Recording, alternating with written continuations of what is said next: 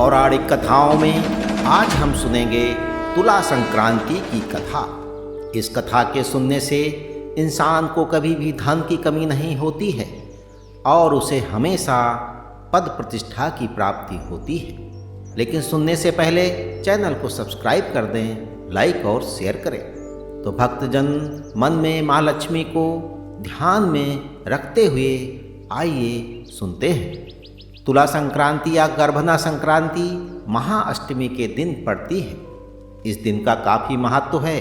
सूर्य कन्या राशि को छोड़कर अब तुला राशि में आ रहा है और तुला संक्रांति के दिन तीर्थ स्नान, दान और सूर्य की पूजा करने से याचक की उम्र और आजीविका दोनों में सकारात्मक वृद्धि होती है। ऐसे में तुला संक्रांति पर पूजा के विशेष लाभ हैं। तुला संक्रांति का सामाजिक, धार्मिक और सांस्कृतिक महत्व है। संक्रांति के दिन पवित्र नदी में डुबकी लगाना या स्नान करना शुभ माना जाता है। देवी लक्ष्मी को प्रसन्न करने के लिए ये पूजा की जाती है। राशि परिवर्तन के समय सूर्य पूजा के लिए सुबह जल्दी उठकर सूर्य को अर्घ्य देना चाहिए और इस दिन महालक्ष्मी की विशेष रूप से स्तुति करनी चाहिए। ऐसा करने से इंसान को कभी भी धन की कमी नहीं होती है और उसे हमेशा पद प्रतिष्ठा की प्राप्ति होती है। तो सुनते हैं तुला संक्रांति की कथा और पूजा विधि। भक्त देवी लक्ष्मी और देवी पार्वती की पूजा करते हैं और देवी लक्ष्मी को ताजे चावल के दाने, गेहूं के दाने और कारा के पौधों की शाखाएं अर्पित की जाती हैं। देवी पार्वती को पान के पत्ते, ताड़ के पत्ते, चंदन का लेप, सिंदूर का लेप और चूड़ियाँ अर्पित की जाती हैं। और उड़ीसा क्षेत्र में किसान चावल, गेहूं और दालों की उपज मापते हैं ताकि कोई कमी ना हो। मंदिरों को सजाया जाता है और भक्त जरूरतमंद लोगों को दान देते हैं। वे बेहतर भविष्य के लिए भगवान से प्रार्थना करते हैं और उन्हें अच्छे कार्यों से प्रसन्न करते हैं। और इसी प्रकार कर्नाटक में इस दिन को कावेरी संक्रमण के रूप में जाना जाता है। कावेरी नदी की पूजा की जाती है।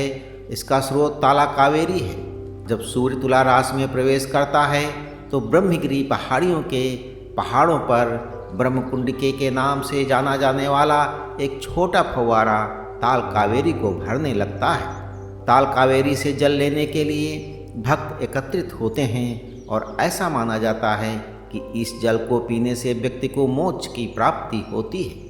भक्त देवी पार्वती को कांच की चूड़ियाँ, सुपारी, पान के पत्तों के 3 जोड़े, सिंदूर, हल्दी और चंदन का लेप चढ़ाते हैं। महिलाएं रेशम की साड़ियाँ पहनती हैं और पूजा करती हैं। वह खीरे या नारियल को चमकीले लाल या हरे कपड़े के टुकड़ों में लपेटते हैं और इसे फूलों और गहनों से सजाते हैं, जिन्हें कोड़वा मंगल सूत्र कहा जाता है। इसे कन्नी पूजे के नाम से भी जाना जाता है। भक्त चावल फेंक कर और मूर्ति के सामने झुककर भगवान की पूजा करते हैं और अन्य क्षेत्रों में लोग पवित्र स्नान करते हैं और सूर्य देव की पूजा करते हैं। और इसकी एक दंत कथा है। स्कंद पुराण में कावेरी नदी की उत्पत्ति से संबंधित कई कहानियाँ हैं। विष्णु माया भगवान ब्रह्मा की पुत्री थी जो बाद में कावेरी मुक्ति की दत्तक पुत्र बनी और उन्होंने उसका नाम बदलकर कावेरी रख दिया। अगस्त मुनि ने उससे विवाह किया और एक दिन अगस्त मुनि धार्मिक चर्चा में मग्न थे कि उन्होंने अपनी पत्नी की उपेक्षा कर दी। उनकी लापरवाही के कारण कावेरी अगस्त मुनि के स्नान क्षेत्र में गिर गई और पृथ्वी पर कोडाकू के लोगों को लाभ पहुंचाने के लिए बह निकली, जो कि शादी से पहले उनकी मूल इच्छा थी। तभी से इस दिन को कावेरी संक्रमण या फिर तुला संक्रांति के रूप में माना जाता है। तो पौराणिक कथाओं में आज बस इतना। अगली बार हम सुनेंगे एक नई कथा। तब तक के लिए ईश्वर की सभी शुभकामनाएं आपके साथ बनी रहे।